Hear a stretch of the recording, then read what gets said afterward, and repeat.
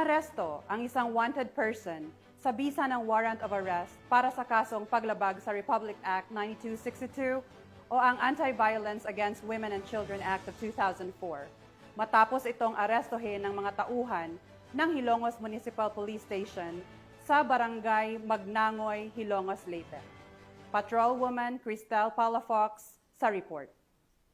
Ng mobilidad ang isang lalaking wanted person sa kasong paglabag sa RA 9262 matapos mahuli sa barangay Magnangoy, Hilongos, Leyte. Naaresto ang akusado bandang alas 5 ng hapon ng mga tauhan ng Hilongos Municipal Police Station sa bisa ng warrant of arrest para sa kasong paglabag sa RA 9262 o Anti-Violence Against Women and Their Children Act of 2004 na may nirekomendang piyansa na 72,000 pesos para sa pansamantalang kalayaan. Ang akusado ay dinala sa Hilongos Municipal Police Station para sa kaukulang dokumentasyon at tamang disposisyon. Ang pambansang pulisya ay masigasig sa pagtupad ng kanilang tungkulin na panagutin ang mga lumalabag sa batas upang mapanatili ang kaayusan, kapayapaan at seguridad ng mamamayan tungo sa isang ligtas, maunlad at disiplinadong bagong Pilipinas.